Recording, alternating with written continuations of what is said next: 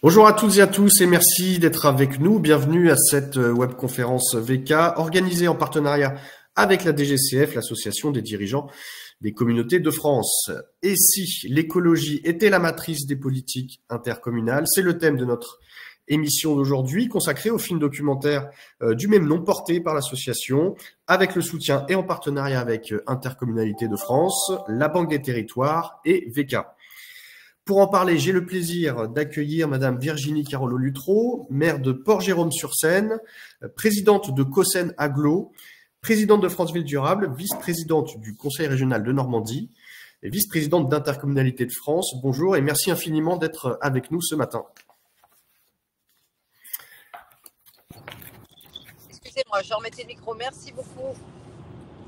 Bonsoir. Monsieur Régis Petit, DGS chez Agglo Seine-Eure, président de la DGCF. Bonjour, cher Régis. Bonjour à tous. Et enfin, monsieur Didier Locatelli, directeur associé au cabinet New Deal. Bonjour, cher Didier. Bonjour à tous. Alors, merci à tous d'avoir répondu à notre invitation pour échanger sur ce sujet, celui de la transition écologique, sujet incontournable de notre temps. Alors, transition écologique ou les transitions dont les enjeux et les possibilités sont exposés dans le film « Et si l'écologie était la matrice des politiques intercommunales ?»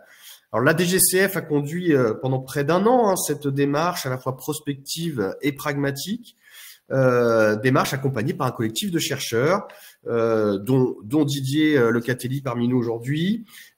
Cette démarche testée sur 3 territoires très différents. La communauté de communes de Bugey-Sud dans l'Ain, la communauté d'agglomération Seine-Eure en Normandie et la métropole d'Orléans dans le Loiret. Projetée en avant-première de la Convention nationale des intercommunalités le 13 octobre 2023 à Orléans, devant près de 2000 élus des communautés de France, ce film a reçu un accueil vibrant et suscité beaucoup d'intérêt. Je rappelle que cette webconférence s'inscrit dans un tour de France des régions porté par la DGCF, avec des sessions de projection du film et de débats organisées dans chacune des 13 délégations régionales, en présence des chercheurs qui ont accompagné la démarche et leurs partenaires, dans le but, et ça on en reparlera très certainement, de faire connaître ces réflexions et d'inviter chaque intercommunalité, chaque collectivité à s'emparer de ce matériau pour engager un débat au niveau local. Je vous propose en quelque sorte d'ouvrir ce Tour de France aujourd'hui en visionnant le film. Alors, film en version courte de 15 minutes, puisqu'il y aura, et Régis nous le dira certainement tout à l'heure, une version plus longue avec plus de matériel à disposition. Aujourd'hui, on va regarder la version courte de 15 minutes. Et puis, je vous propose à la suite d'engager le débat avec nos intervenants. Et n'oubliez pas, chers auditeurs, posez vos questions à nos intervenants. Ça se passe en bas à droite de votre écran. N'hésitez pas. Les questions sont ouvertes. Donc, bon visionnage. On regarde ce film et on se retrouve dans une quinzaine de minutes. À tout de suite.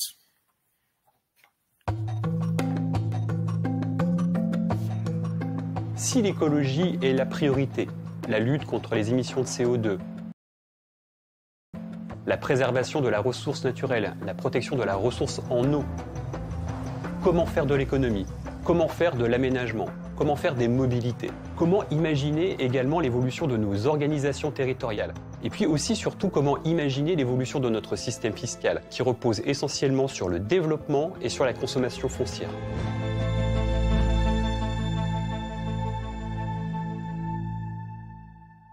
Il y a un certain nombre de sujets sur la mobilité qui ont largement avancé. On a vu effectivement une accélération. La grande majorité des habitants ont pris conscience de cette problématique-là et attendent des résultats. Par exemple, la rénovation de leur logement. On a souhaité poser cette question sur 3 territoires très différents. Un territoire rural, la communauté de communes du Bugey-Sud. Les effets du réchauffement climatique sont visibles de plus en plus sur notre territoire.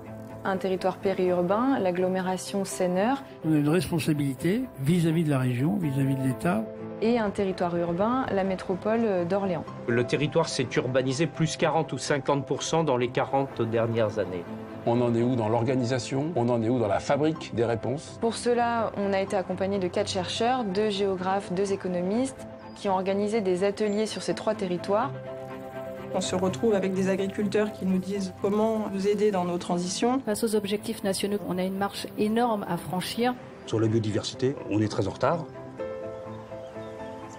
Quand on a fait l'inventaire, effectivement, tout le monde est le beau, tout le monde est le gentil, c'est le monde des bisounours. Mais dans la réalité, effectivement, on n'est pas prêt à changer du jour au lendemain.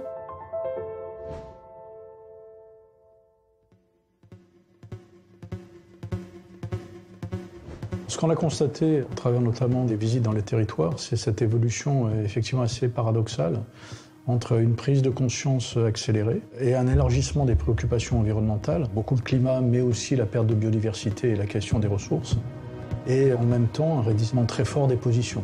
Chacun dit que c'est bien de faire du développement durable, de prendre le bus, de prendre le vélo, mais j'ai l'impression qu'on le fait pas, et je me mets dedans, on le fait pas forcément tous. Ce serait vraiment cool qu'on soit plus vus comme les hippies qui veulent mettre un peu de vert partout. On fait beaucoup de choses, c'est bien, mais c'est pas suffisant. On dégrade moins qu'on ne dégradait à un moment donné, mais on continue à dégrader et surtout, on continue à utiliser davantage de ressources que la planète est en capacité de régénérer. Donc on n'est pas au rendez-vous des questions qu'on pose. C'est pas un changement d'époque que nous vivons, c'est un changement d'air, avec des transformations qui sont absolument incroyables. Et ce sentiment de vertige qui est vécu par nos concitoyens, l'est aussi par les élus. Qu'est-ce que sera la planète dans un siècle? Là, il y a des enjeux qui posent l'avenir du monde et l'avenir de nos sociétés. La peur, c'est sans doute le pire des ennemis dans la situation qu'on est en train de vivre aujourd'hui. Comment on identifie le retour sur investissement et le coût de l'inaction? Si demain l'écologie était la matrice des politiques communautaires, ça voudrait dire que l'intercommunalité tout entière serait dédiée à l'objectif de transformation. C'est l'institution du changement. C'est l'intercommunalité comme institution du changement, et c'est une œuvre ouverte pour une génération entière.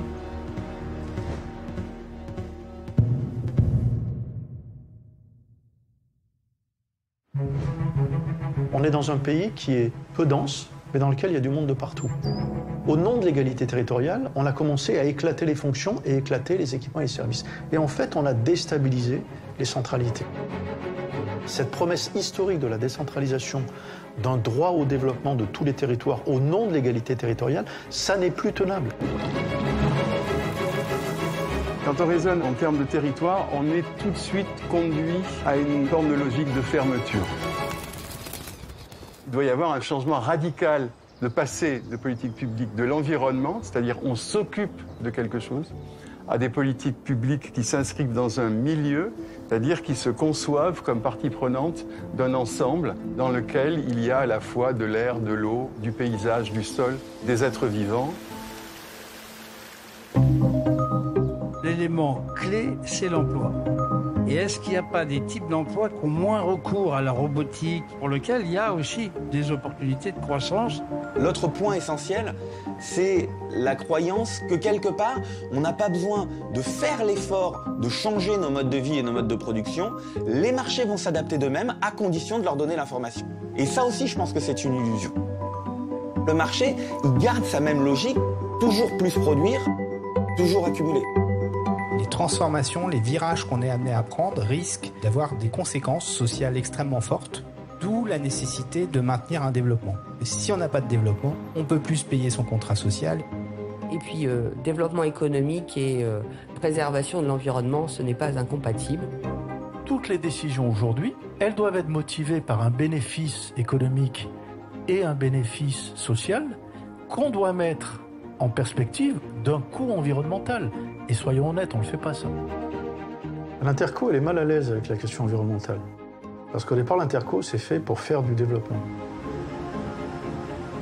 Si certains territoires doivent se développer parce qu'on a une situation géographique particulière, parce qu'on est sur l'axe Seine, et que d'autres se développent moins, il faudra bien, on ne les laisse pas sur le bord du chemin. Et quelle modalité de partage on est susceptible de mettre en place? Les deux ne peuvent pas être pensés séparément. C'est comment pour être mieux et pour préserver. On pourrait avoir une taxe qui pénalise quand même ces zones qui sont hyper densifiées, qui polluent énormément, qui s'enrichissent grâce à leurs entreprises, des compensations financières pour nous aider à préserver ces poumons, pour le bien de tous. Le fonds vert, il est là aujourd'hui, sauf que nos projets, ils n'ont pas tous la même temporalité que celle des services de l'État. Avoir des mécanismes de financement de la transition écologique dont on n'a aucune assurance de la pérennité, c'est pas très facilitant pour nos élus pour prendre des décisions et impulser du changement. Plus on consomme de foncier et plus on perçoit de recettes. Donc il y a peut-être un modèle à changer et à faire remonter au niveau de nos parlementaires.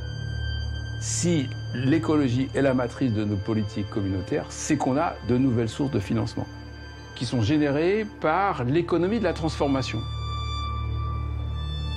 Le mitage est partout. Et il est anti-économique. Parce que quand on fait un lotissement au milieu de nulle part et qu'il faut amener l'eau, l'électricité, les routes goudronnées, tout en termes de dépenses publiques, c'est un gouffre. On est au bout du modèle. On est au bout du modèle. On sent que les mentalités commencent quand même à évoluer au niveau des élus en termes de réduction de la consommation foncière. S'échappant le plus possible de cette obsession d'aller tirer des recettes fiscales sur des vieux systèmes qui les génèrent, et notamment des systèmes extensifs, prédateurs, et qui sont des systèmes de croissance qui génèrent plus de problèmes qu'ils n'apportent de solutions fiscales. Il faut s'extraire de tout ça. Sur la localisation aussi des ménages, on parlait du phénomène des gilets jaunes, la périurbanisation, l'étalement urbain, c'est aussi lié directement à des questions de fiscalité. Tout le monde est fatigué de m'entendre, de dire qu'on fait 30 fois le tour de la Terre pour venir travailler ici. Pourquoi ? Parce que le modèle c'est on va habiter à Rouen et on va faire des zones d'activité autour. Il faut du logement autour de ces parcs d'activité. Peut-être qu'il faut qu'on pense en termes de sobriété sur tous les projets, et c'est peut-être le plus difficile aujourd'hui. L'interco, c'est au départ la coopération. Donc il y a une culture de la coopération qui peut l'amener à mieux se saisir des questions environnementales. Le passage de la copropriété à la coopérative, il ne s'agit plus seulement de gérer en gros ce qui se passe à la marge des communes, entre les communes, mais de plus en plus pour l'ensemble des communes, c'est-à-dire ce qui est commun. Et quoi de plus commun que le milieu ?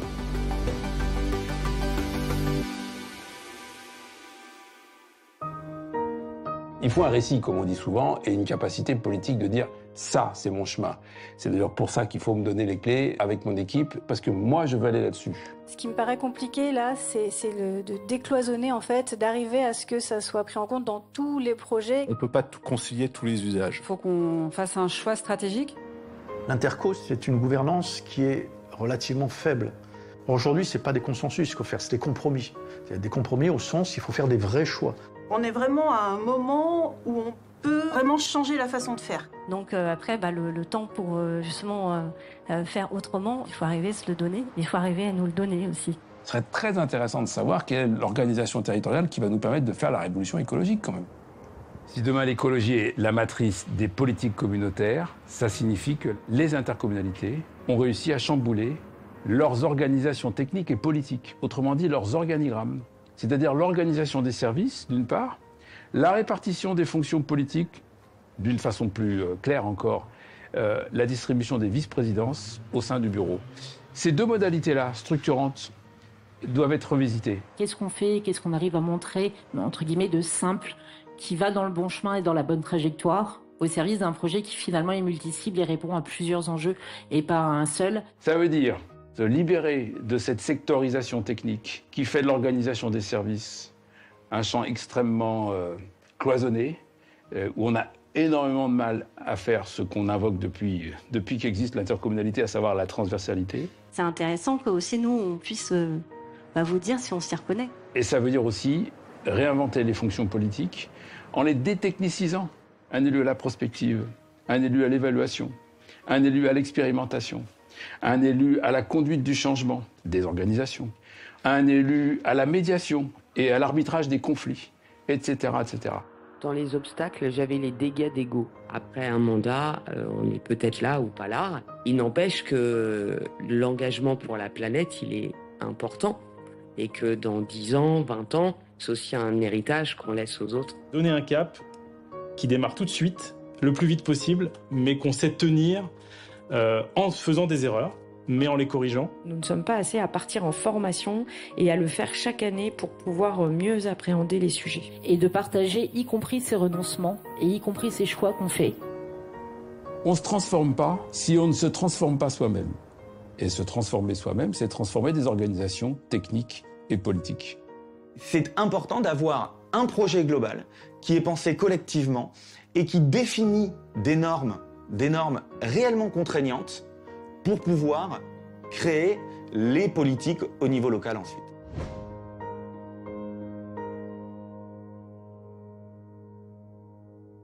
À chaque fois qu'on parle de transition écologique, quand j'entends les discours, c'est un sacrifice. Comment on réussit à expliquer que ça peut ne pas être douloureux? Toutes les stratégies environnementales sont focalisées sur l'évolution des modes de vie et les changements de comportement des ménages et des individus. L'accompagnement, la concertation, la formation. Les industriels, les agriculteurs, les citoyens, les collectivités. Il faut le rendre acceptable. En oubliant qu'ils sont aussi le produit de politiques publiques. C'est difficile de mettre en place des politiques publiques qui peuvent être perçues comme trop contraignantes. Il faut qu'on ait des politiques publiques à hauteur d'homme. Et donc là, on vient de faire une piste cyclable. J'ai vu passer 3 vélos. On a fait 10 km, ça dessert 10 000 emplois, on a mis 40 millions sur la table. Comment on transforme nos usages? Il n'y a pas d'un côté l'acteur public bienfaisant et de l'autre côté une société qui traîne les pieds. Il n'y a qu'une même réalité sociétale dans la diversité de laquelle il faut travailler, parfois sous forme de régulation, d'autres fois sous forme d'incitation, d'autres fois sous forme de capacitation, et toujours en démocratie, sous une forme permanente de délibération. Aujourd'hui, il faut organiser des renoncements. Si c'est en train de se tendre, s'il y a de plus en plus de conflits, on le voit sur la question de l'eau, c'est qu'une part de la société ne considère plus que l'État, que la puissance publique est légitime à organiser ces arbitrages. Et de se dire que finalement, la transition écologique, c'est pas de la transition écologique, c'est une question de transition, y compris sociale, sociétale. Et que finalement, c'est cette approche-là, combinée et systémique, qui est pas simple. Lorsque je vous écoute, j'ai entendu une fois le mot d'urgence. J'entends plus la question de la transition, effectivement, c'est un peu plus rassurant. Chacun est sur une trajectoire. Il vient de quelque part, il a un contexte, il a des parties prenantes, des ressources, un héritage, et puis un compromis politique possible. Et chacun fabrique un agenda de transformation et est sur sa trajectoire. La notion de trajectoire, elle est essentielle, puisque ça veut dire qu'on est en mouvement. Et la transformation, c'est un mouvement. Ne clivons pas trop nos débats politiques. Et ne soyons pas trop vite convaincus qu'il y a ceux qui ont compris et ceux qui n'ont pas compris. Ceux qui veulent tout changer et ceux qui ne veulent rien changer. Parce que il faut que tout change pour que tout demeure.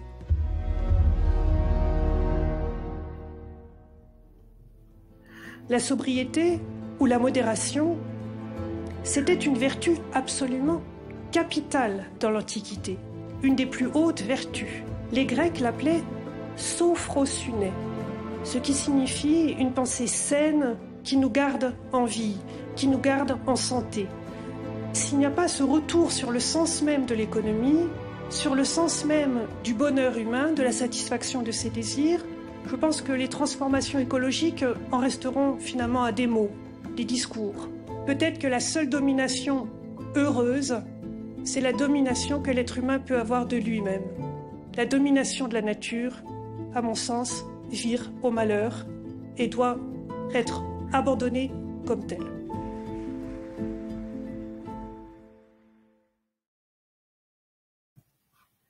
Nous sommes de retour après le visionnage de ce film, je rappelle version courte de ce film documentaire. Je salue ici Raphaël Lassablière, le réalisateur de ce film. Alors, ce film soulève de très nombreuses questions, bien entendu. Nous allons mettre à profit l'heure qui vient ensemble avec nos invités pour en débattre. Peut-être tout d'abord pour commencer, cher Régis, quelques mots sur la genèse du film. Pourquoi ce film? Pourquoi cette démarche? Merci Julien, bonjour à tous. Alors effectivement, pourquoi l'association des directeurs généraux des intercommunalités de France s'est saisie de cette question?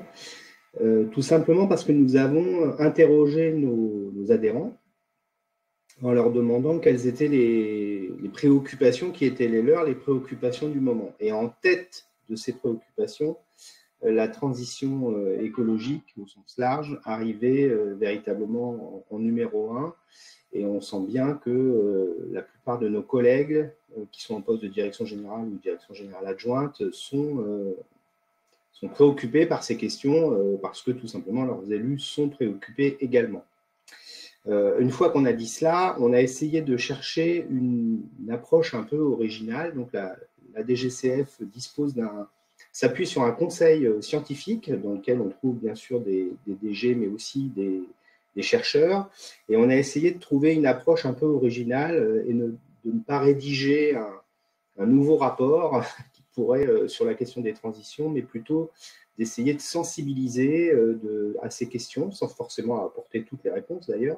Et l'idée d'un film est apparue assez rapidement, et donc on a décidé de se lancer dans cette aventure qui n'était pas simple, hein, je précise, en s'appuyant sur 3 territoires très différents, un territoire plutôt rural, la communauté de communes de Bugey Sud, un territoire, une agglo intermédiaire plutôt industrielle, l'agglomération de Seigneur, et puis une métropole, la métropole d'Orléans, finalement pour essayer de confronter les points de vue. Et à chaque fois, on est allé à la rencontre des présidents, des élus, des directions générales pour balayer un certain nombre de questions, de sujets sur cette question des transitions. Il y a d'ailleurs eu un débat au sein du conseil scientifique de savoir si on parlait de transition, de transformation ou de rupture. Transition étant parfois jugée un peu trop, peut-être pas assez ferme finalement, transformation étant un intermédiaire et rupture étant peut-être trop brutale, trop radicale, et donc finalement on parle beaucoup de transformation aujourd'hui, peut-être plus que de transition. Et donc, en fait, on est venu se poser différentes questions. C'est est-ce qu'il y a une véritable prise de conscience de ces sujets? La réponse au travers du film que vous avez vu est plutôt oui, il y a une prise de conscience sur le fait qu'il se passe quelque chose et qu'on ne va sans doute pas pouvoir continuer comme on l'a toujours fait. Deuxième question, qu'est-ce qui coince finalement? Qu'est-ce qui fait qu'on n'arrive pas à s'engager finalement fermement dans cette question alors que tout le monde semble d'accord sur le problème tel qu'il est posé, et que peut-on faire pour essayer d'avancer? Voilà un peu la genèse de cette démarche. Donc, vous l'avez rappelé, qui a été présentée en plénière de clôture au congrès d'Interco de France. On était très fiers de cela et on remercie à nouveau Interco de France pour son soutien. La Normandie a trusté avec Virginie la plénière de clôture avec moi, mais globalement, c'est vraiment, en tout cas les remontées, le ressenti qu'on en a eu a été très fort, et l'idée, c'est bien que ce film, alors je dis toujours, il y a un peu la version courte et la version longue comme le Grand Bleu, certains d'entre nous s'en rappellent, mais globalement la version longue, elle fera plutôt 32-33 minutes, on est en train de la boucler, et finalement, il faut voir ce film comme un outil de pédagogie, et comme un moyen de susciter du débat dans chacune des intercommunalités, dans chacun des comités de direction des intercommunalités, pour pouvoir aborder ces questions de transformation écologique. Merci, cher Régis. Madame Carolo Luttrau, je me tourne vers vous. Régis l'a rappelé, le film a été projeté en clôture du congrès d'Interco de France. Quelles a été les premières réactions des élus? Et puis je vous pose directement à vous qui avez accompagné le film de très près avec Interco de France. Quel premier constat tirez-vous à l'issue de ce film? Alors déjà,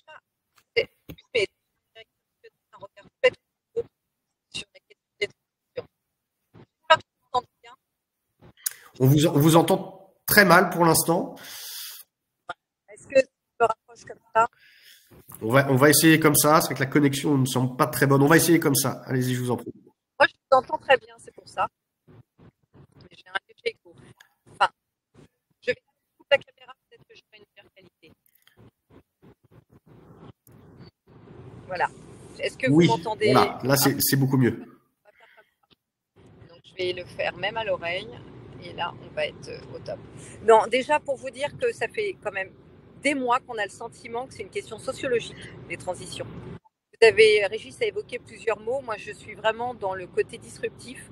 où on ne peut plus faire comme avant, mais pas seulement au titre des compétences. Ça, on les a, les compétences. Je crois que les intercos sont assez solides pour pouvoir mener ces politiques de transition, mais c'est plutôt d'un point de vue sociologique et de gouvernance qu'il nous fallait peut-être un électrochoc. Je trouve que ce film, de sa forme déjà, part de sa forme, de ne pas avoir mis les noms de qui est qui dans le film. J'ai trouvé extrêmement intéressant qu'on ne sache pas si c'était un citoyen, une tête de réseau associatif ou économique, qu'on ne sache pas si c'est un élu, et on voyait qu'on partage le même point de vue. Et pour moi, ça a été très intéressant.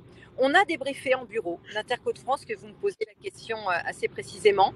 C'est un film qui a marqué, et qui a marqué aussi le fait qu'on devait travailler de manière non plus déclarative, mais vraiment impérative sur les nouvelles formes de gouvernance. C'est ce que nous apprend ce film. Moi, j'ai été extrêmement perturbée par le fait que dans notre façon de travailler, on est très siloté, avec des compétences, avec des élus qui sont chargés de leurs compétences et qui vivent à côté des autres élus chargés de leurs compétences. Alors qu'on devrait travailler de façon matricielle, où on a des experts dans chacun des domaines, on s'entoure d'experts au niveau intercommunalité ou au niveau communal, et après les élus sont là pour régler la matrice d'un point de vue horizontal, sur les marges de manœuvre, sur le dialogue citoyen, sur l'évaluation. Et c'est ce qui ressort aussi de toutes les intercommunalités qui se lancent dans les démarches de Citergie. Alors, ça s'appelle plus Citergie, je crois, transition énergétique et autres. On nous reproche beaucoup de vouloir avoir une politique moderne avec une organisation assez ancienne. Et je pense que ce film nous dit il faut oser le faire. Les DG sont prêts, donc c'est-à-dire que notre organisation techno, elle est prête.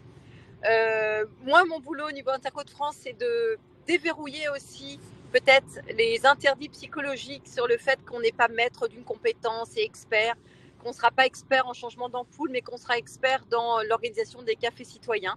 Je pense que c'est une vision d'esprit qui est différente, mais je crois sincèrement que c'est le seul moyen d'accélérer, parce que vous le dites, et c'est un mot qu'on entend beaucoup dans le film, on a pris conscience, mais on ne sait pas comment faire. Et je crois que là, ce film nous donne une méthodologie.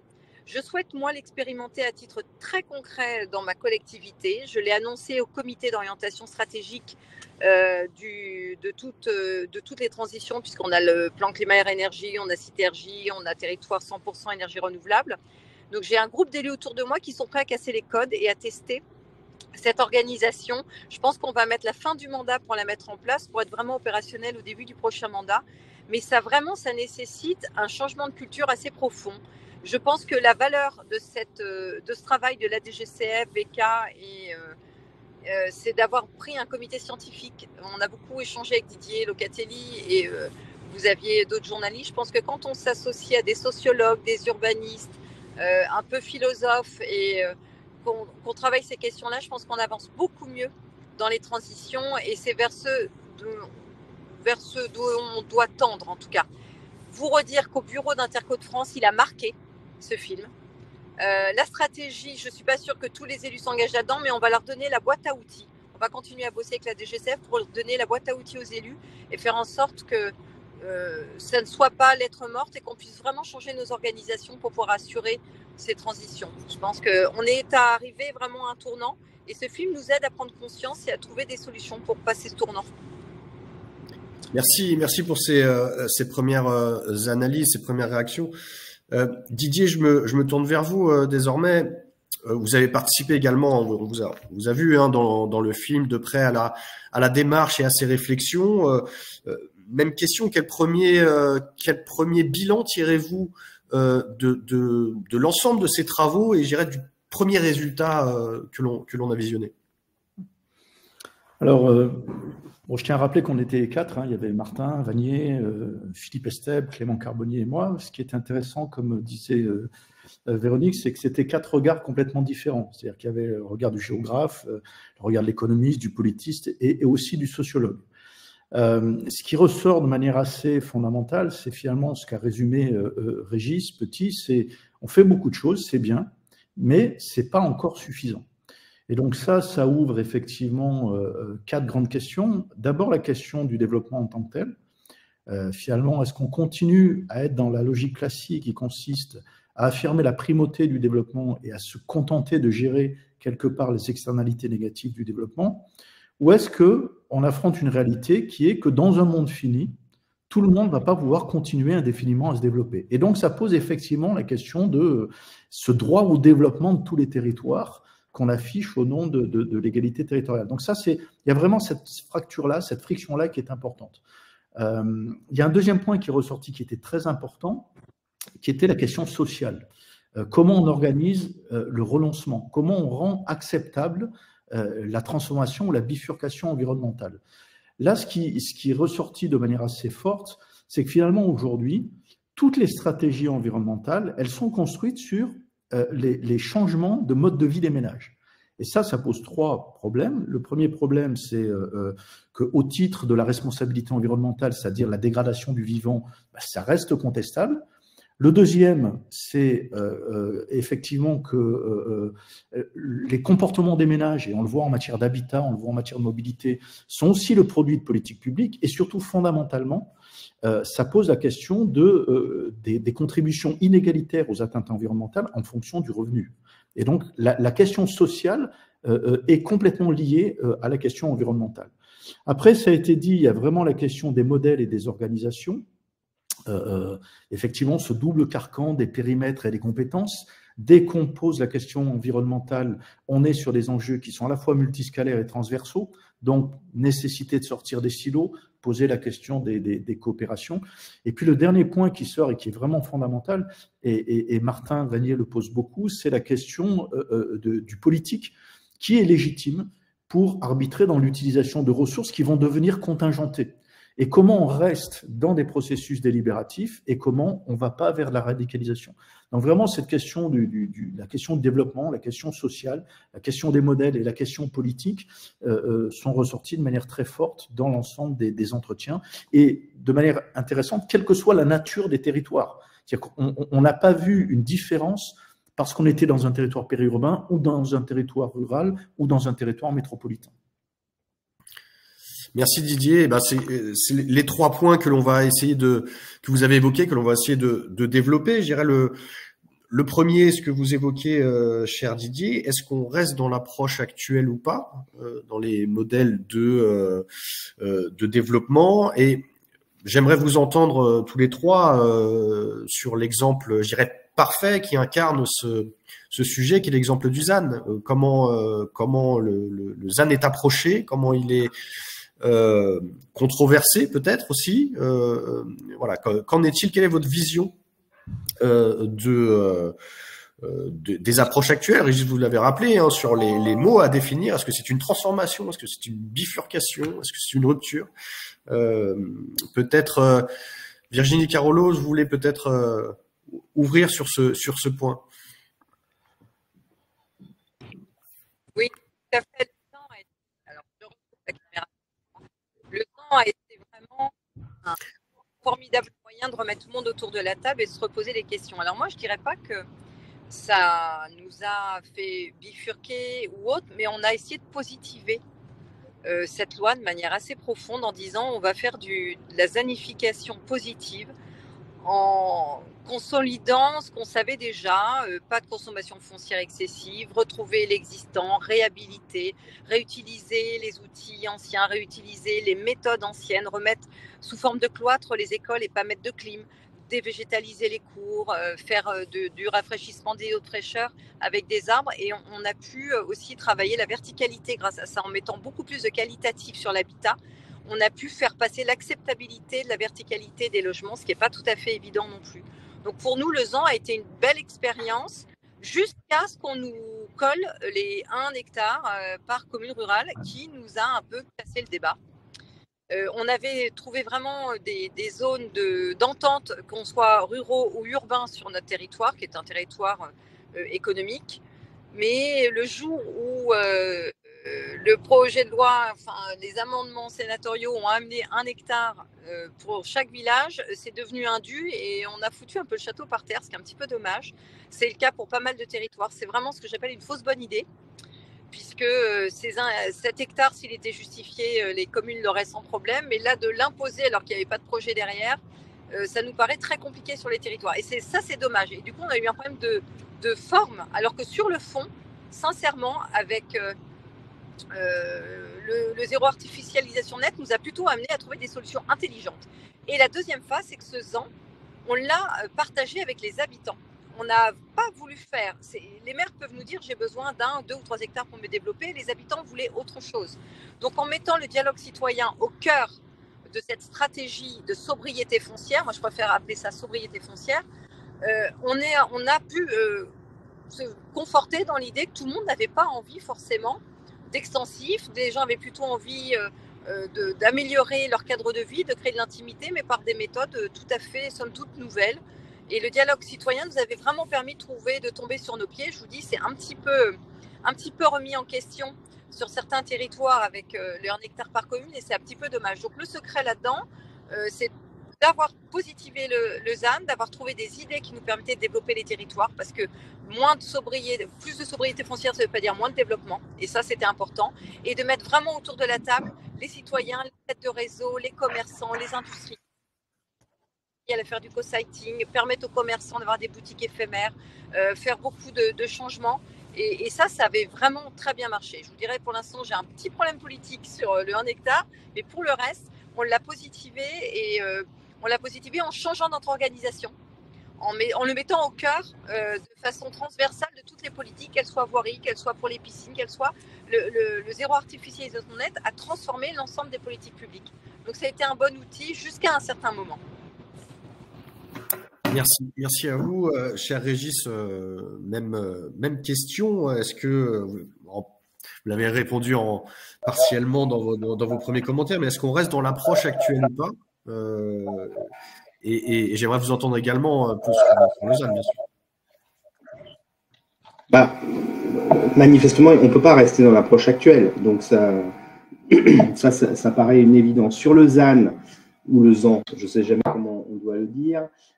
En tout cas, ce qui est sûr, c'est que j'insiste moi sur le caractère tout à fait positif de l'action intercommunale en matière de consommation foncière. Si on compare sur le territoire sur lequel j'interviens au quotidien, quand on compare, les élus ont décidé de se lancer dans la mise au point, la mise en chantier d'un PLUI qui a été adopté à l'unanimité à l'époque. Si on compare les droits, l'ouverture à l'urbanisme de la somme des documents qui préexistaient dans les POS, dans les PLU, par rapport à ce qui est sorti au niveau de notre PLUI, finalement, on constate que déjà, les élus, au travers du dialogue, du travail qui a été fait, au travers de la mise en place de ce PLUI, on avait réduit de 33% la consommation foncière, ce qui veut dire qu'on avait presque atteint les objectifs du ZAN, du moins sur la première période, puisque sur les 10 ans, entre 2021 et 2031, on doit réduire de 50%. Donc déjà, le fait de travailler à l'échelon intercommunal, le fait de travailler à l'échelon d'une coopération entre les communes a permis, mécaniquement, au travers d'un dialogue qui n'est pas toujours facile, Virginie l'a rappelé tout à l'heure, c'est pas simple d'expliquer qu'un maire accepte de renoncer parfois à des zones qui étaient destinées à être ouvertes à l'urbanisme, qu'il va falloir réduire un peu, mais au final, le dialogue entre les élus a permis d'aboutir à cela. Et ça me paraissait, moi, extrêmement positif. Moi, je rejoins le regret de Virginie sur le 1 hectare, parce que finalement, donner à tout le monde 1 hectare, ça n'a pas de sens, parce que si on n'a pas de besoin, il ne faut pas consommer 1 hectare, c'est déjà 1 hectare de trop, et s'il faut consommer 2 hectares, parce que c'est essentiel, il faut les consommer. Donc, redonner 1 hectare par commune, ça n'a pas de sens, et ça met finalement par terre tout le travail de dialogue, de discussion, d'échange entre les élus de différentes communes. Finalement, ça leur remet tout ça en cause. Moi, à l'échelle de mon aglo, il y a 60 communes, on parle déjà de 60 hectares. Sachant que nous, le droit en gros, à consommer, il est calibré aux alentours de 200 hectares. Donc, vous imaginez, ça fait déjà un tiers qui part pour 1 hectare par commune. Donc, ça n'a pas de sens. Le ZAN, c'est souvent vécu comme une contrainte dans un premier temps, évidemment. Et puis, quand on y réfléchit un peu, et quand les élus s'emparent de la question, se mettent autour d'une table, et bien finalement, on trouve des solutions à ces contraintes. Et donc, moi, c'est ce que je retiens, c'est que le ZAN, c'est peut-être un mal nécessaire. Alors, c'est peut-être, certains trouvent que c'est trop trop brutal, trop directif. Mais au final, ça pose une méthode, ça pose une question. Alors peut-être que les 50%, on n'y arrivera pas, ou pas partout. Didier parlait tout à l'heure du droit au développement. On constate bien que si on regarde le vieillissement de la population, si on regarde les évolutions des cohortes scolaires, ça pose quand même des questions fondamentales sur la répartition de l'habitat, des équipements publics, et qu'il faudra bien arriver à se poser des questions. Quand on regarde la quantité de communes qui souhaitent développer un nouveau groupe scolaire, alors qu'on sait que dans 10 ans, dans 15 ans, les cohortes scolaires vont baisser, et personne n'y est pour grand-chose, la population vieillit, c'est comme ça, eh bien, ça oblige, à mon sens, les élus à se poser un certain nombre de questions et à travailler ensemble. Et c'est ça qui, moi, me paraît essentiel. Le ZAN, finalement, ça oblige les élus à se mettre autour d'une table et à réfléchir, à se poser la question de savoir, finalement, en fonction de ce que je peux, ce à quoi j'ai droit, et on n'est pas obligé de consommer tout ce à quoi on a droit, ça c'est un autre élément, eh bien, à quoi je vais les utiliser, ces hectares? Est-ce que c'est plutôt du logement? Est-ce que c'est plutôt du développement économique? Est-ce que c'est de la création de richesses pour pouvoir me payer autre chose dans mon pacte fiscal et financier? Et donc, toutes ces questions, le ZAN, finalement, c'est une plateforme qui oblige à se poser un certain nombre de questions, et en cela, c'est sans doute un mal nécessaire. Didier, même question. Avant cela, un auditeur nous fait la remarque, je crois que vous l'avez évoqué tout à l'heure, sur la diminution des ressources, mais cet auditeur nous parle de la diminution de la ressource pétrolière, la fin du pétrole. Est-ce évident dans les esprits? Je crois que c'est ce que vous évoquiez tout à l'heure sur l'ensemble des ressources qui ne sont pas infinies, mais je vous laisserai commenter. Et puis, avant de vous laisser répondre sur l'approche et sur le ZAN, question que je vous pose et que j'aimerais entendre et Virginie Carlo et Régis aussi, pour prolonger ces réflexions sur le ZAN. Une question d'un auditeur qui nous parle de modèle en matière de droit au développement. Est-il possible de changer quand les politiques publiques et fiscales de l'État alimentent cette tendance des maires bâtisseurs? Sous-entendu, ZAN et fiscalité, voilà, il y avait peut-être aussi un sujet à évoquer. Je crois que d'ailleurs c'est un groupe de travail que vous avez créé à l'association Régis.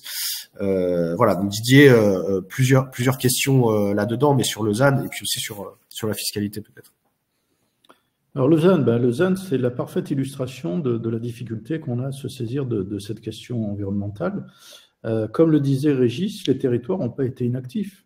Ils ont considérablement diminué leur consommation foncière, 30 000, 20 000 hectares par an aujourd'hui. Donc tout le travail qui a été fait par les SCOT, la Fédération des SCOT, toute la Planif, ça produit des résultats.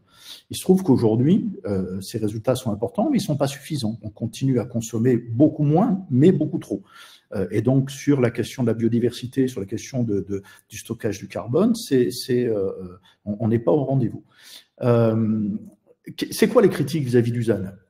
Qu'est-ce qu'on a entendu? On a entendu ça va renforcer la crise du logement, ça va empêcher la réindustrialisation. Mais plus fondamentalement, ce qu'on a entendu, c'est la glaciation des territoires ruraux et ça va nous empêcher de nous développer. Et les 1 hectare par commune, c'est vraiment l'illustration finalement de cette incapacité à passer au-delà du développement. Surtout quand on sait que sur les 10 dernières années, on a 60% des communes en France qui ont produit moins de 4 logements par an. Donc, c'est un développement purement virtuel, c'est un droit qu'on est en train d'enlever. Qu'est-ce qui se joue en réalité derrière le ZAN? Ce qu'on est en train de faire avec le ZAN, mais aussi avec le ZEN, parce que dans la loi Climat et Résilience, il y a aussi la question du ZEN et donc de la neutralité carbone, c'est de sortir de l'urbanisme fonctionnaliste des années 60. C'est-à-dire un urbanisme qui est construit sur la voiture individuelle, sur l'éclatement des fonctions, sur la spécialisation de l'espace par fonction, et qui a amené finalement à la déstructuration de toutes les centralités. Les grandes centralités, mais surtout compte tenu du particularisme français qui est qu'en fait on a peu de grandes villes, des villes moyennes, des petites villes et des bourgs ruraux, c'est la déstructuration des centralités rurales. Et comme le dit Martin à un moment donné, c'est quand même très paradoxal de voir que c'est au nom du village qu'on prétend maintenir tout ce qui l'a vidé de sa substance. Ce qu'il y a derrière le ZAN, c'est effectivement revenir à un modèle d'aménagement du territoire qui soit construit sur la mixité fonctionnelle et qui soit moins générateur de mobilité. Parce que autant la mobilité, le coût unitaire de la mobilité a baissé depuis 50 ans. Parcourir 100 km coûte 6 fois moins cher aujourd'hui que dans les années 60. Autant demain, ça va exploser, justement avec les questions du renchérissement du coût. Voilà. Donc c'est vraiment cette difficulté à changer de modèle et à se projeter dans un modèle d'aménagement qui ne soit pas finalement cette parenthèse de l'urbanisme des années 60, construit sur la voiture, dont on sait qu'on ne pourra pas faire perdurer le développement. Donc le ZAN, c'est vraiment l'illustration des marches qu'on a du mal à franchir, parce qu'on a du mal à déconstruire certains modèles qui finalement sont très datés et qui constituent dans le développement des territoires une parenthèse finalement très très courte. Alors après, sur la fiscalité qui est construite sur finalement plus je me développe, plus j'ai de fiscalité, c'est totalement vrai. C'est pour ça que au niveau notamment du conseil scientifique de la DGCF, il y a eu des réflexions sur est-ce qu'il ne faut pas en partie déterritorialiser la fiscalité. Alors, certains disent oui, mais dans ce cas-là, plus personne ne voudra faire du développement. Et d'autres disent oui, mais la fiscalité territorialisée, ça entretient la concurrence entre les territoires et ça entretient le modèle finalement prédateur de ressources. Donc, on a ces contradictions à résoudre. Sur la fiscalité du ZAN, cher Régis, peut-être? Non, mais je rejoins en grande partie ce qu'a indiqué Didier. Le vrai sujet, c'est, on nous dit souvent, il faut offrir une diversité d'habitats et, après tout, pourquoi empêcher le citoyen, dont c'est le rêve d'une vie, d'avoir son pavillon, sa maison individuelle, son jardin, etc. L'idée n'est pas celle-ci et on ne peut pas opposer, on ne peut pas en vouloir aux citoyens de vouloir accéder à cela. La question de fond, c'est qu'est-ce que veulent vraiment les citoyens au final? Certains voudraient habiter en centre-ville, mais la gentrification fait que moins on a de revenus et plus on se retrouve exclu des centres-villes, notamment des grandes métropoles. Et donc on se retrouve rejeté en périphérie. Se trouvant rejeté en périphérie, on rentre dans le modèle qu'évoque Didier avec le modèle de l'automobile pour se déplacer. Et quand on voit l'inflation des coûts de déplacement, eh bien, on aboutit à des situations telles qu'on a pu les vivre avec les gilets jaunes à une époque. C'est-à-dire qu'à un moment, le citoyen il se dit « mais moi, j'ai besoin d'aller travailler, j'ai besoin de ma voiture ». Et on le voit se profiler avec les ZFE d'ailleurs. C'est souvent les gens les plus modestes qui se retrouvent les plus pénalisés avec les ZFE aujourd'hui, alors qu'ils ont besoin d'accéder à leur emploi. Donc, qu'est-ce que veulent au fond les citoyens? Moi, je pense que c'est un problème aussi qui se pose à nos urbanistes, à nos architectes. Les gens ne veulent pas forcément un grand terrain avec un pavillon au milieu. On va redécouvrir finalement l'organisation telle que l'habitat ancien la concevait à l'époque finalement. Si vous regardez un centre-bourg et puis un lotissement, on voit bien qu'on n'a pas la même répartition de l'habitat qui se retrouve dans le lotissement avec une maison au milieu d'un terrain, même s'il est grand, finalement le terrain ne paraît pas forcément si grand que ça, alors que si vous remettez cette maison en limite de propriété pour tenir une rue, miraculeusement vous vous retrouvez avec un terrain beaucoup plus grand. Donc on va redécouvrir, à mon sens, les bienfaits de la répartition spatiale dans l'habitat, encore une fois, plus ancien. Mais au-delà de tout ça, ce que souhaitent les citoyens, c'est des surfaces confortables et de l'intimité, du confort, en fait. Et donc, on va devoir repenser l'habitat. Virginie évoquait la verticalisation. On peut faire de l'habitat vertical qui soit, malgré tout à fait agréable à vivre. En fait, au fond, c'est ça la question. C'est est-ce que ce sera ou pas agréable à vivre? On a pu créer à une certaine époque des ensembles qui, manifestement, ne sont pas agréables à vivre. Les budgets qu'on dépense sur les opérations de renouvellement urbain le prouvent souvent. Mais en tout cas, la question de fond, c'est celle-ci. C'est comment on arrive à permettre aux habitants d'arriver à habiter à proximité de leur emploi pour leur éviter des navettages inutiles et surtout dans des conditions de vie agréables. Ça, c'est le premier point. Le second point sur la fiscalité, oui, mais c'est l'essence même de l'intercommunalité. Les lois Chevènement, elles ont construit l'intercommunalité sur le principe du développement. En gros, finalement, les intercos vivent sur le plus qu'elles ont développé par rapport au moment où les communes sont rentrées, ont adhéré à l'intercommunalité. On parle de réindustrialisation du pays aujourd'hui. On a des territoires d'industrie. On en fait partie avec Virginie d'ailleurs sur l'axe Seine. Et donc finalement, si on admet qu'il faut réindustrialiser le pays, on conçoit assez vite qu'on ne pourra pas réindustrialiser partout. Parce que pour industrialiser, il faut des voies d'accès, il faut des utilités, il faut de l'énergie. Et donc, on ne pourra pas réindustrialiser le pays partout. Et donc, on va se poser la question de savoir où est-ce qu'on doit mettre les priorités de cette réindustrialisation. Une fois qu'on a dit cela, ça veut dire que certains territoires, on va leur demander de se développer parce que ne rêvons pas, la résorption des friches ne répondra pas à l'entièreté de la question de la réindustrialisation. Et donc, si certains territoires doivent se développer, ça veut dire que d'autres se développeront moins. Et donc, comme aujourd'hui, toute la fiscalité est basée sur la consommation foncière, le foncier bâti, en gros, alors il y a le foncier bâti qui touche les communes, mais il y a le foncier des entreprises, mais tout cela, c'est une base fiscale qui est basée sur le foncier. Eh bien, il va sans doute falloir inventer autre chose. Alors, autre chose, est-ce qu'il faut changer la base? Est-ce qu'il faut trouver des mécanismes de répartition qui permettent que les territoires, bien sûr, qui acceptent cet enjeu de réindustrialisation avec tous les aspects qui ne sont pas forcément que positifs, il faut bien que des territoires acceptent de le faire. C'est la contradiction qu'évoquait Didier tout à l'heure. Mais en tout cas, il va falloir trouver un mécanisme qui permette aux territoires qui se développent d'alimenter financièrement les territoires qui acceptent d'eux-mêmes de ne pas se développer. Et là, on vient interroger le fondement même de la décentralisation. Est-ce que tout le monde a le droit de se développer de la même façon? Aujourd'hui, c'est comme ça que c'est écrit. Demain, je ne suis pas sûr qu'on pourra continuer à le faire de cette façon. Et on voit bien, il y a des territoires où il y a manifestement un besoin de développement économique et que c'est un enjeu fort, pas que pour le secteur où les entreprises s'implantent, mais pour toute une région, pour voir tout un pays. Et il y a des endroits où manifestement, créer une zone artisanale qui a juste la vertu de sortir les artisans du centre-bourg pour les mettre en périphérie, ça n'a pas forcément beaucoup d'intérêt parce que ce n'est pas générateur d'emplois et de création de richesses. Donc cette question de la fiscalité, de la base et de la répartition est fondamentale à mon sens, au sens de la DGCF en tout cas. Virginie Carollo, même question sur la fiscalité, d'autant que cette question de la décentralisation qu'évoque Régis et de l'autonomie financière des collectivités est un vrai débat dont on a entendu les échos au récent congrès des maires. Donc, quelle est votre vision de la fiscalité du ZAN, qui est peut-être au cœur de notre sujet?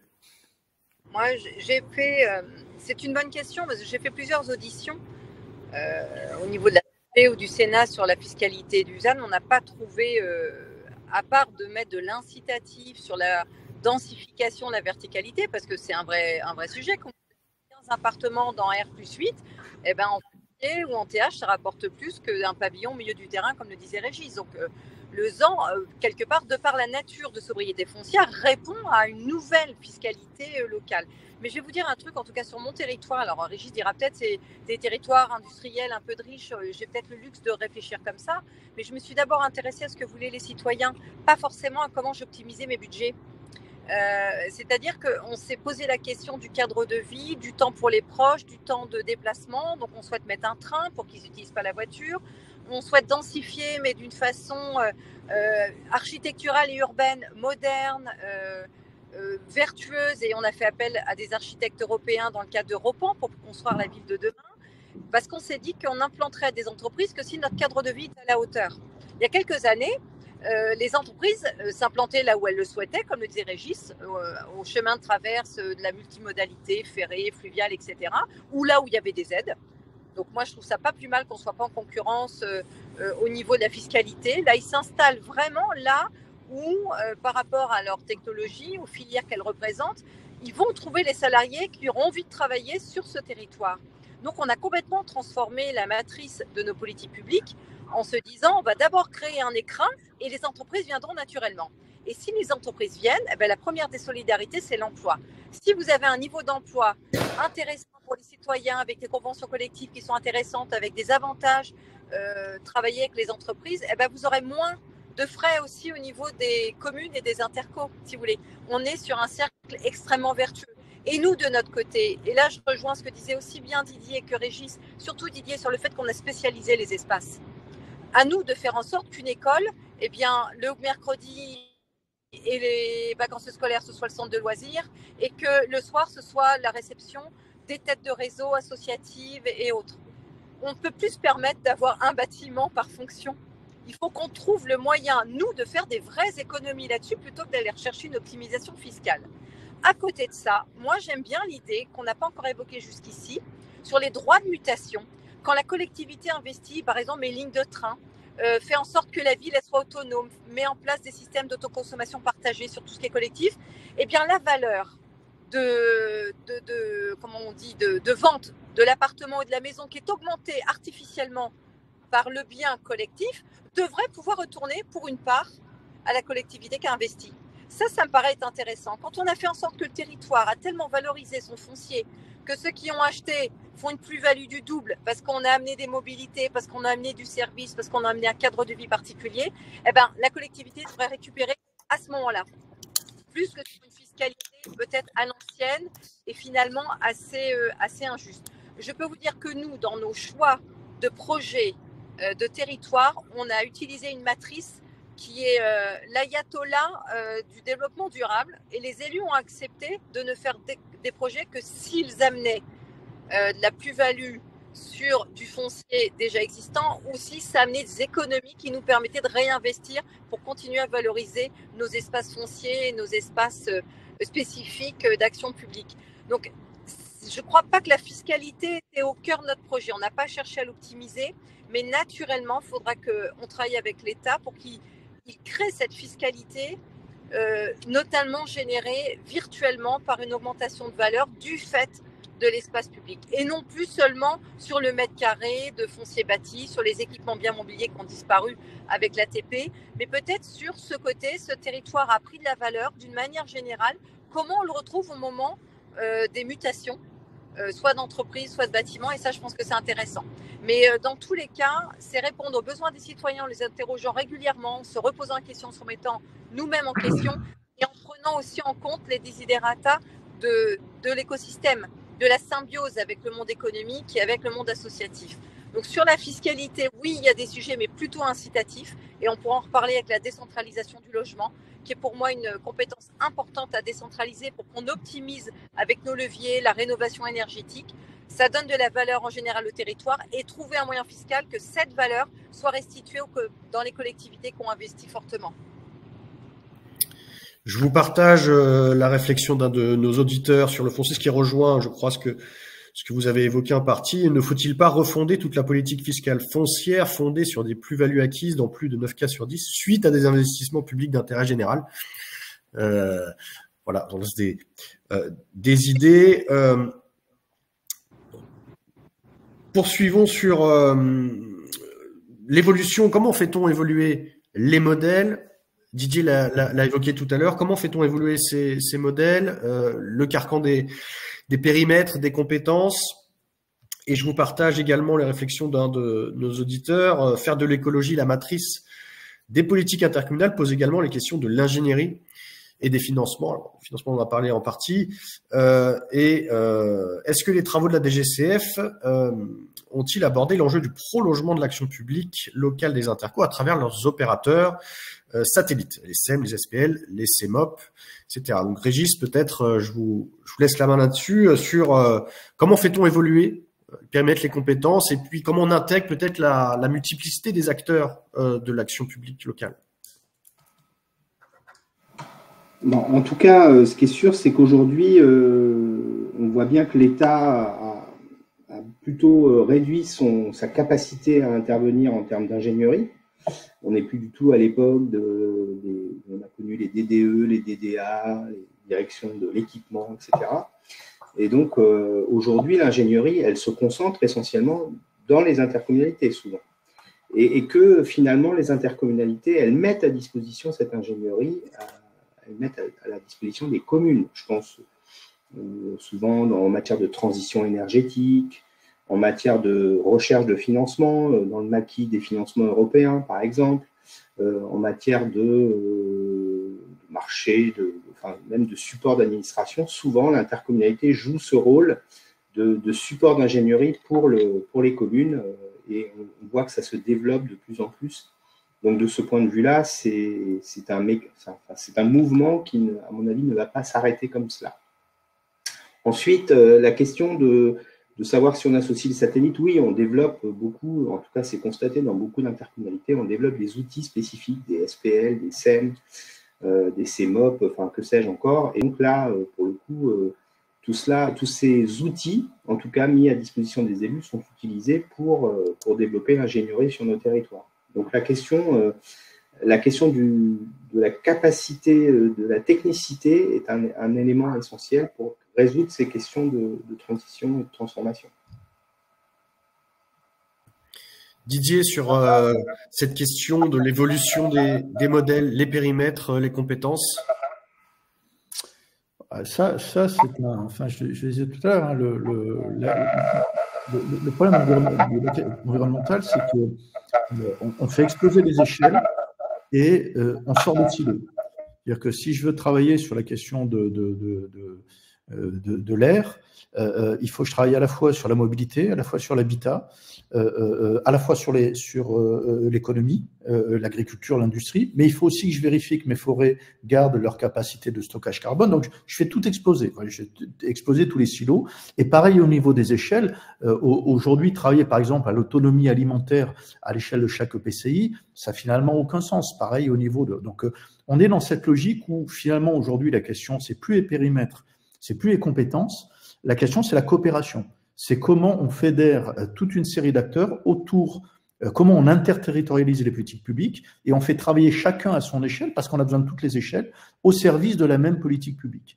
Mais j'aimerais revenir un instant sur la question de l'ingénierie.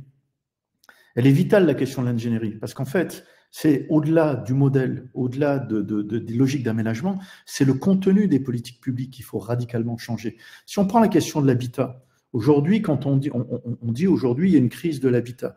Mais on voit bien que ce n'est pas une crise de l'offre, la crise de l'habitat. On a construit 1,47 logements supplémentaires par ménage supplémentaire sur les 10 dernières années. Par contre, comme disait Régis, les Français ont perdu 35% de leur pouvoir d'achat immobilier en 15 ans. Ça s'est traduit bien sûr par des taux d'effort extraordinaires, mais surtout par une diminution des espaces à vivre de 18 mètres carrés par Français dans le logement collectif. Alors bien sûr que dans ce cas-là, on ne peut pas ne pas voir quelle est la valeur d'usage du logement collectif et à quel point elle s'est dégradée par la pression sur les coûts. C'est pareil sur l'économie. On continue à tout mettre dans de la zone dédiée. Il y a 50,1% des emplois en France qui sont dans des zones dédiées, alors qu'on a 80% d'emplois tertiaires. Si on veut garder de l'espace pour l'économie, il faut même réorganiser la relocalisation d'activités qui aujourd'hui sont dans le tertiaire, dans les cœurs de ville et les cœurs de village. Donc la question du changement du contenu des politiques publiques renvoie à un vrai besoin d'ingénierie. Et là, je rejoins Régis, l'ingénierie, elle est souvent dans les intercos.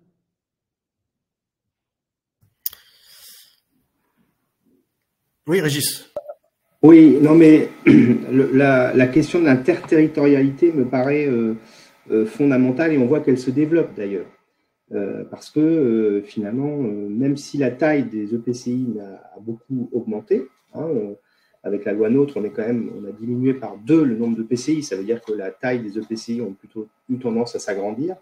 Malgré tout, on voit que le besoin, l'envie, l'appétence pour travailler avec son voisin, alors on voit se développer des pôles métropolitains, on voit se développer des territoires pour des SCOT, des interscots parfois, des ententes. On a une entente à l'échelle de l'axe Seine qui va de Paris jusqu'au Havre. Bref, toutes ces notions interterritoriales sont fondamentales. On leur fait souvent des reproches d'ailleurs à ces structures en disant mais c'est pas très opérationnel, à quoi ça sert tout ça. Moi je crois que déjà le fait que ça crée des espaces de dialogue entre les territoires est un élément qui me paraît fondamental. Et donc, globalement, cet empilement, enfin, ces poupées russes un petit peu qui vont de la plus petite maille jusqu'à des mailles beaucoup plus larges est un élément extrêmement important. Donc, il faut absolument qu'on poursuive. La coopération intercommunale, on en a une certaine habitude désormais, puisque L'Interco a plus de 20 ans aujourd'hui, elle est développée, elle est présente partout. Donc je pense que là-dessus, l'habitude de coopération entre les communes, elle est acquise. L'interterritorialité, c'est un élément nouveau, mais qui sera tout aussi fondamental que la coopération intercommunale. Virginie Carollo, je vous ai vu acquiescer tout à l'heure sur la notion de coopération. Je vous laisse commenter cela sur l'importance de la coopération intercommunale, Régis l'a rappelé, mais peut-être au-delà avec l'ensemble des acteurs. Moi, je vais être pas disruptive, mais j'ai envie de dire qu'effectivement, la loi a été organisée pour que les compétences soient exercées par l'échelon intercommunal. On est l'autorité organisatrice des transitions, on doit le collaborer avec les autres et c'est dans notre culture de collaborer puisqu'on n'est même pas une collectivité territoriale, on est un établissement public de coopération. C'est le nom d'ailleurs. Mais j'ai envie de dire quand même, il me manque un ingrédient à cette recette, c'est la liberté d'expérimenter. Parce qu'à un moment donné, quand vous décidez à Paris, voire même très souvent juste à Bercy, comment on va appliquer sur les territoires les différentes compétences, c'est plutôt le mode applicatif des compétences qui pose problème. Parce qu'on nous donne des méthodologies qui ne vont pas en Lozère, comme sur la métropole Aix-Marseille, comme à Senneur, c'est pas possible. Donc il faut absolument qu'on nous responsabilise avec du bottom-up, que l'expérience de terrain fasse remonter les façons d'exercer les compétences qui sont bien réparties à peu près. Mais c'est la façon d'exercer qui est encore dans un carcan qui est une fausse décentralisation. Et je le dis, je ne veux pas faire de politique, mais à un moment donné, le droit à l'expérimentation et le fait de pouvoir trouver nos outils, en faire au sein de la DCF, la DGCF, au sein d'Interco de France ou d'autres associations, montrer ce qui fonctionne et regarder avec quel territoire similaire on peut dupliquer et puis finalement dupliquer ce modèle. Ça, je pense que ça manque encore aujourd'hui. On ne nous fait pas assez confiance dans les territoires alors qu'on est un vrai laboratoire. Et qu'aujourd'hui, pour pouvoir réussir la matrice des transitions, il va falloir qu'on expérimente des choses différentes en fonction des territoires. Ça me paraît vraiment essentiel. Et ça nous manque encore. Donc, ce qui me manquerait en dehors des finances, c'est nous laisser la liberté d'exercer à notre façon et on rend des comptes. On est responsable, on rend des comptes. Ça ne marche pas, on arrête, ça continue. Si ça fonctionne bien, on en fait un modèle. Et ça, je pense que ça manque vraiment sur les territoires. Je vais m'arrêter là parce que j'ai un tunnel. Je suis désolée. Je vous reprends après. Merci à vous. On poursuit sur la question qui est un prolongement, je dirais, logique avec ce qu'on vient d'évoquer. Et ce que Didier rappelait en ouverture de cette table ronde, c'est la question de la légitimité. Qui fait quoi dans la conduite du changement? Et je dirais en prolongement, et ce qui me semble être au cœur de cette question-là aussi, c'est comment on associe les citoyens, c'est-à-dire comment on légitime aussi politiquement ces changements, comment on les porte, comment on les assume, comment on les impose peut-être. En tout cas, voilà, cette question de la légitimité dans la conduite du changement par les acteurs, mais aussi sur l'implication citoyenne. Alors, Didier, peut-être. Alors ça, c'est vraiment un sujet qui est vraiment au cœur de la question de la bifurcation. On voit souvent une prise de conscience du côté des citoyens qui est vraiment en avance à la fois sur le personnel politique et sur le personnel technique. Enfin, quand on parle du ZAN, je rappelle l'étude d'intercommunalité de France qu'a confiée à l'IFOP, 87% des Français favorables au ZAN. Alors bien sûr, il y a beaucoup d'élus qui disent oui, mais ils n'ont pas compris la question. Moi, je pense qu'au contraire, ils ont très bien compris la question. Bon. Qu'est-ce qu'il y a derrière ça? Il y a l'idée que l'acceptation du changement, elle est conditionnée par le sentiment d'une juste répartition des efforts. Et ce qu'on demande en fait à la puissance publique, c'est cette juste répartition des efforts. Et ça ouvre effectivement la question de rétablir un minimum le contrat social. Hein. C'est François Gémen qui disait lors des universités d'été, il faut que les riches comprennent qu'en fait, c'est leur intérêt d'arriver de prendre en partie la question de la bifurcation environnementale. Je répète, si on veut arriver à la neutralité carbone, il faut que les 50% de Français les plus riches baissent de 3%, et il faut que les 10% les plus riches baissent de 63%. Donc on voit bien que derrière ça, il y a une dimension sociale forte. Et puis il y a cette question de, aujourd'hui, on s'est habitué à avoir des ressources illimitées. Maintenant, il va falloir contingenter les ressources. On le voit sur la question de l'eau. Et donc, il faut qu'il y ait un acteur légitime à ce contingentement. C'est qui? C'est par définition la puissance publique. Et c'est là où on commence à avoir des contradictions. Quand on regarde par exemple ce que fait l'État, la première dépense publique de l'État aujourd'hui, c'est l'aide aux entreprises. 70 milliards d'aides directes, 100 milliards de défiscalisation. Et quand on regarde le rapport de la Cour des comptes, plus de la moitié s'est dirigé vers de l'activité qui ne va pas dans le sens de la décarbonation. Donc on voit bien que là, on a des contradictions qui sont fortes et que si on veut, à un moment donné, entraîner toutes les composantes de la société dans la bifurcation environnementale, il faut organiser cette juste répartition des efforts. Et il faut donc rétablir le contrat social si on veut rétablir le contrat politique qui nous permet d'arriver à ça. Ou alors, on va se retrouver, et Régis l'a dit sur les gilets jaunes, mais on voit aussi ce qui se passe sur la question des bassines, on va se retrouver dans des radicalisations de positions de plus en plus fortes. Donc il y a vraiment cette question de comment on rétablit un contrat politique construit sur un contrat social qui permet une juste répartition des efforts et une juste répartition des bénéfices des efforts consentis. Autrement, on n'y arrivera pas. Régis, sur ces questions-là, puis Virginie ensuite. Non, mais c'est sûr que le contrat social est essentiel et on a tendance à penser que, en tout cas au niveau de la DGCF, que le volet social, c'est peut-être un peu l'angle mort. On parle souvent des transitions, on parle de carbone, on parle un peu moins, mais un peu aussi malgré tout de biodiversité. Mais derrière tout cela, c'est l'acceptabilité des citoyens à ces évolutions, ces transformations. Et les efforts, finalement, aujourd'hui, on agit, on pousse beaucoup les curseurs sur les efforts individuels. Alors, les efforts individuels, ça pèse à peu près 20% des émissions carbone de mémoire. En tout cas, c'est ce que nous a rappelé François Gémen aux universités d'été à Morzine de la DGCF. Mais alors, c'est beaucoup, mais ce n'est que 20%, entre guillemets. Et donc, on voit bien que les politiques publiques qui se mettront en place ont un enjeu, un rôle essentiel là-dedans. Mais la statistique qu'a rappelé Didier à l'instant, c'est que les Français les plus modestes, ils ont un effort de 3% à faire, quand les plus riches, c'est 63%. Donc, on voit bien que la classe sociale dans laquelle vous vous êtes situé fait que vous avez plus ou moins d'efforts à faire en matière, là je parle de carbone bien sûr, en matière d'économie de carbone. Donc globalement, ce contrat social, il est à mon sens essentiel pour que les citoyens acceptent le degré d'effort qu'ils seront amenés à réaliser. Et il y a des choses qui apparaissent aujourd'hui choquantes à d'autres. C'est vrai que c'est pas la personne qui est la plus modeste qui se pose la question de savoir si elle va prendre l'avion 2, 3 ou 4 fois dans sa vie. C'est évident. Donc en fait, là, comment on associe les citoyens à tout cela avec les questions de représentation que cela pose, parce que finalement, quand je discute avec des collègues, les conseils de développement durable sont parfois difficiles à mettre en place parce que finalement, c'est toujours des gens déjà convaincus qu'on retrouve.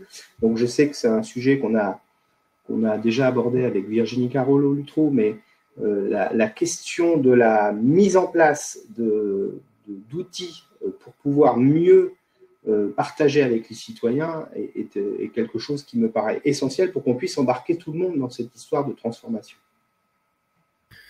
Virginie Carolo-Luttrou, sur ces questions de légitimité et en plus vous entendre avec vos mandats d'élu communal et mes mandats d'élu communautaire.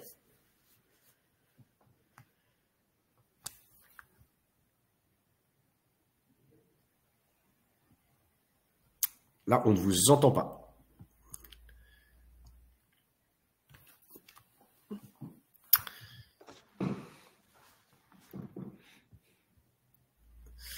Non. Alors, on va poursuivre et puis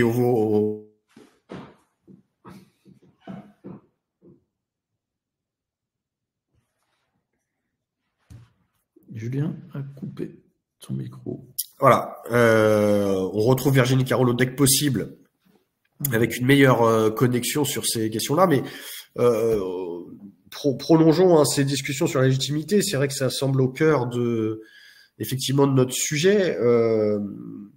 Sur l'accompagnement, je vous partage encore une réflexion à de nos auditeurs, l'accompagnement au changement de pratique des acteurs et l'accompagnement à la capacitation des citoyens.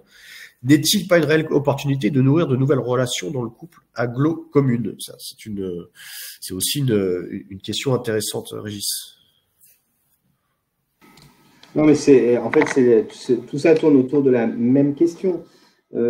Aujourd'hui, c'est vrai que, et derrière tout ça, ça va amener vers une question de la représentation même de l'intercommunalité. Est-ce qu'il faut le suffrage universel direct ou pas, etc. Donc ça, c'est pas une question qui relève de la DGCF, mais malgré tout, c'est vrai que le citoyen aujourd'hui, il se préoccupe peu de savoir si c'est plutôt la commune ou plutôt l'intercommunalité qui exerce telle ou telle action ou compétence. Mais globalement, aujourd'hui, ce sur quoi il faut qu'on arrive à travailler, à mon sens, c'est éviter de la frustration. C'est-à-dire qu'aujourd'hui, on a bien vu, au travers, je reprends mon exemple des conseils de développement durable, l'expérience que j'en ai pour ma part, c'est qu'on crée un groupe de citoyens, alors qui sont plus ou moins volontaires, enfin, qui sont volontaires en général, mais après, ils sont validés ou pas par les élus, mais globalement, on crée un groupe de citoyens et très vite, ces citoyens se mettent à réfléchir, à formuler des propositions et assez rapidement, ils découvrent qu'ils n'ont pas la légitimité du suffrage universel pour décider. Donc, ça veut dire et c'est normal, puisque ce sont les élus qui l'ont. Donc, la frustration vient du fait que, et d'ailleurs, je crois que ce qui a pu être fait, y compris au niveau national, au niveau de l'État, en fait, les citoyens, ils ressortent de là souvent avec une très grande frustration parce que finalement, il n'y a pas de garantie que leurs propositions, les propositions formulées au travers de leurs travaux, et ils y consacrent du temps, et ils s'impliquent beaucoup. Il n'est pas évident que leurs propositions seront reprises, ou du moins intégralement reprises. Donc ça, cette question-là, elle est quand même assez forte.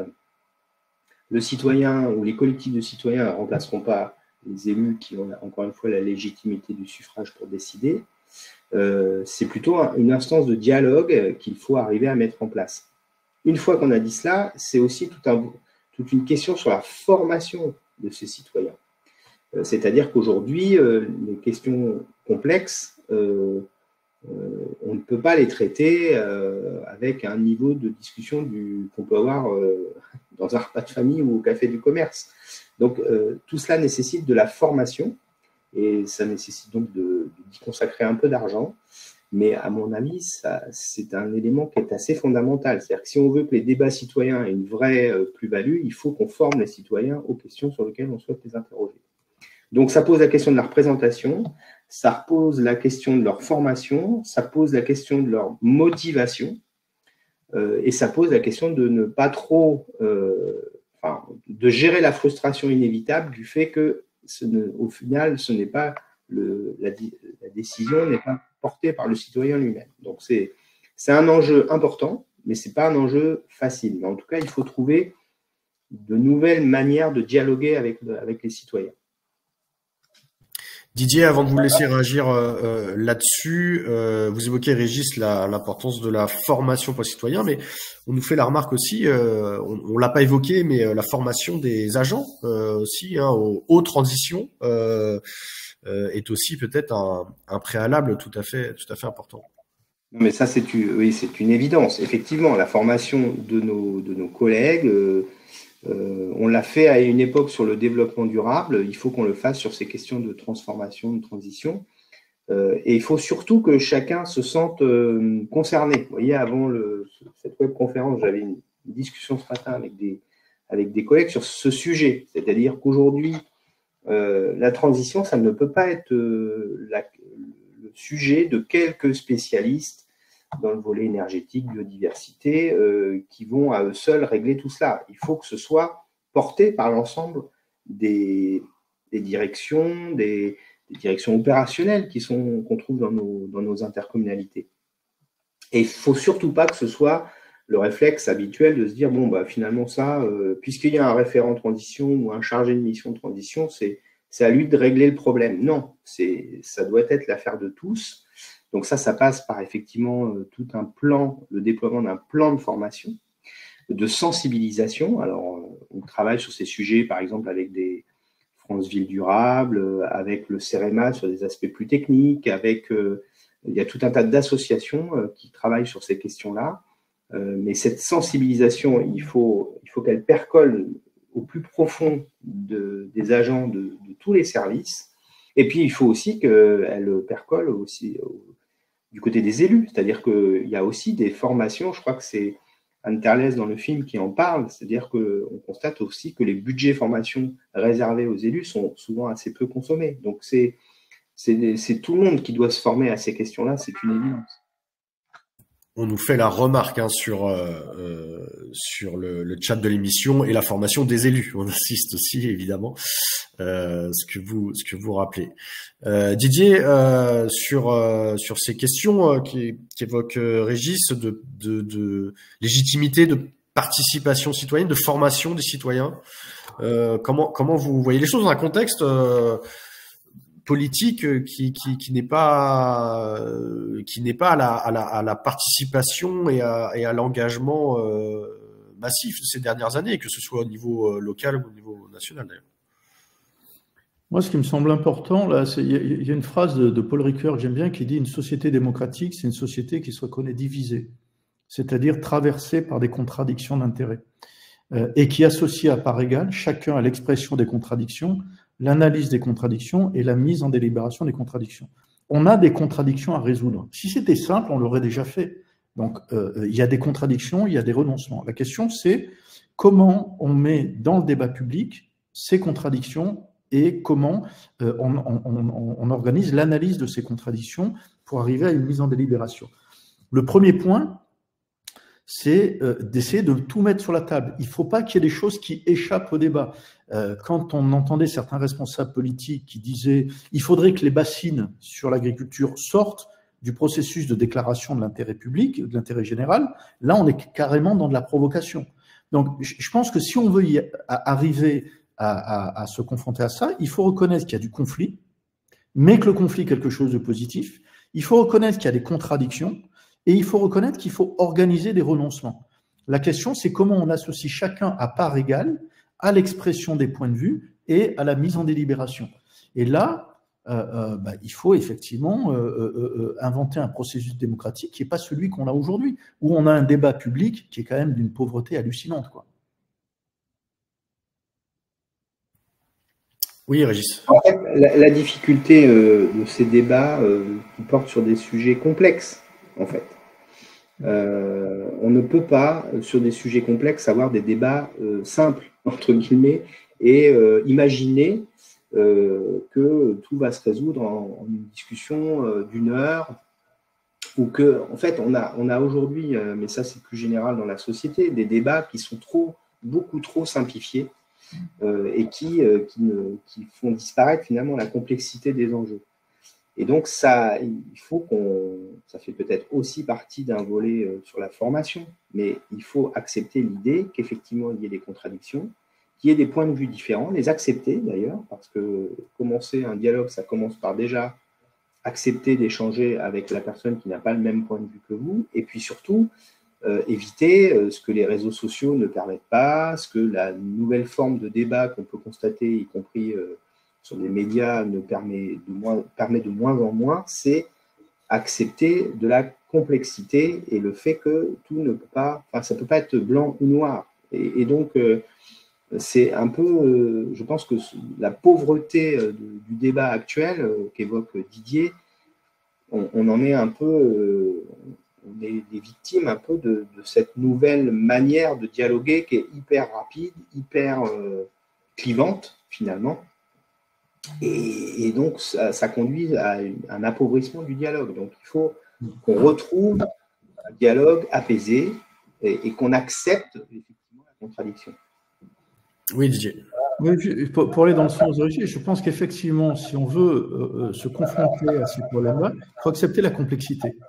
Donc, accepter la complexité, ça suppose accepter de faire monter en compétence les acteurs du débat public. Après, il faut sortir aussi d'une illusion qui est je vais demander à un citoyen lambda, donc je définis l'intérêt général. Non, l'intérêt général, c'est pas la somme des intérêts particuliers, c'est l'intérêt supérieur de la collectivité. Qui est en charge de définir ça? Les élus. Il faut relégitimer cette capacité des élus à finalement décider in fine de ce qui est de l'intérêt général et de ce qui n'est pas de l'intérêt général, et surtout d'arbitrer entre des intérêts qui peuvent être contradictoires. Mais pour ça, je le répète, il faut vraiment que on organise globalement, qu'il n'y ait pas de passagers clandestins. Qu'on ne dise pas, par exemple, bah, ça on n'en parle pas parce que de toute façon, soit au titre de l'emploi, soit au titre d'autres intérêts, on ne le met pas en débat. Mais je répète, au final, celui qui a la vocation à décider de ce qui relève de l'intérêt général dans une démocratie, c'est l'élu. Et on aurait aimé entendre Virginie Carollo sur ces questions. Malheureusement, nous ne pourrons pas la retrouver faute de réseau suffisant. Mais les débats vont se prolonger et on en reparlera très certainement, y compris avec Virginie Carollo-Luttrau. Alors peut-être pour les dernières minutes qui nous restent, vous évoquez l'importance de participation, de co-construction des politiques publiques, de débat en tout cas. S'agissant de débat, Régis, c'est le sens aussi, j'imagine, du Tour de France. Peut-être quelques mots sur ce Tour de France organisé par l'association. Oui, alors effectivement, donc le film que vous avez vu ce matin en version courte, il y aura une deuxième version qui est sur le point de sortir en version plus longue de 32-33 minutes, comme je le disais tout à l'heure. L'idée, c'est vraiment que tout le monde puisse s'emparer de ce film. Et ce film, il a une vocation, finalement, c'est un outil pédagogique qui permet ça constitue un peu une introduction pour susciter le débat dans les territoires. Donc, on organise un Tour de France. Vous savez que la DGCF, on est structuré autour de délégations régionales. Donc, on va faire... il y a 13 dates, alors que je n'ai pas là sous les yeux, mais que vous pouvez retrouver sur le site de la DGCF. Je crois qu'en Normandie, c'est le 6 décembre prochain, ça c'est à peu près acquis. En tout cas, l'idée, c'est qu'on organise ce Tour de France et on va à la rencontre de nos collègues DG, DGA, des intercos. Ces débats, ils s'organisent parfois aussi en collaboration avec Intercommunalité de France, qui est partenaire sur la réalisation de ce film. Et donc, on peut tout à fait mixer des DG, des élus, il n'y a pas d'impératif là-dessus. Et les 13 dates qu'on a identifiées, qui sont les 13 dates qu'on a organisées à l'échelle des délégations régionales de la DGCF, c'est un début, mais ce n'est pas une fin en soi. C'est-à-dire que ça ira bien au-delà. Et on sait déjà que des territoires nous ont sollicité, non seulement pour projeter le film, mais aussi organiser un débat avec les élus, les équipes, pourquoi pas en présence d'un des chercheurs qui est intervenu au sein du conseil scientifique sur ce film, et pouvoir finalement lancer une démarche dans chacun des territoires. Nous sommes convaincus, pour notre part, que l'échelle intercommunale est pertinente pour ces questions de transformation écologique, parce que d'abord c'est à taille humaine, on fait des politiques perceptibles par nos concitoyens, et qu'on vient sur vraiment les sujets finalement qui sont fondamentaux, c'est-à-dire l'habitat, le logement, la planification, le développement économique, la mobilité. Et puis souvent, même si c'est un peu plus long, mais les actions sur le grand cycle de l'eau, la biodiversité, souvent sont regardées à une échelle plutôt intercommunale que communale. Donc, nous, ça nous paraît l'échelle pertinente pour agir. Il semble que ce soit partagé par la Première ministre qui l'avait rappelé, non pas à Orléans, mais à Bordeaux l'année dernière. Et donc, globalement, nous sommes prêts avec ce film à pouvoir lancer. Encore une fois, c'est un outil à la disposition de tous qui a vocation à être utilisé pour regarder et susciter le débat au sein de chaque intercommunalité.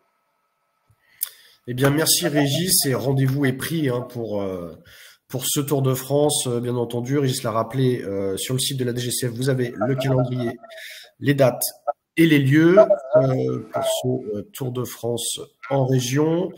Je vous relais ce qu'on nous met sur le chat aussi sur la formation des élus. L'ADEME a renouvelé son offre pour la formation des élus, donc n'hésitez pas à aller sur le site de l'ADEME, agirpourlatransition.adem.fr, et bien sûr sur VK vous trouverez aussi des ressources adaptées. On arrive au terme de cette webconférence. Je vous remercie très vivement tous les trois. Alors Virginie, Carole Ultro qui a dû nous quitter un peu précipitamment, mais merci beaucoup et merci à Intercommunauté de France à travers elle. Merci cher Didier pour votre présence. Merci Régis Petit pour ces analyses et ces commentaires. À poursuivre donc, on l'a bien compris. Donc merci infiniment à tous. Merci Intercommunauté de France, je l'ai dit, je le répète, à la Banque des Territoires, je salue ici Romain Briot et Pascal Pouzet. Merci à l'association, bien sûr, à DGCF, Juliette Bizarre, David Lebras en particulier. Merci à Cynthia Nguyen qui était en régie pour nous assister aujourd'hui et merci à tous de nous avoir suivis. Je vous invite à visionner très bientôt la version longue du film. On la relaiera, bien entendu, dès qu'elle sera disponible. Prochain rendez-vous VK en direct, c'est très bientôt, je vous la donne, c'est jeudi qui arrive, jeudi 30 novembre de 11h à midi. Ce sera identifier, prévenir, gérer et assurer le risque climatique en route vers des territoires résilients. Vous voyez, on est sur des sujets connexes. Ce sera en partenariat avec la SMAC et avec Séverine Bellina à l'animation. Donc, merci encore de nous avoir suivis. Merci une nouvelle fois à tous. Régis, cher Didier. À très bientôt. Et à vous. Au revoir à tous. À bientôt. À bientôt.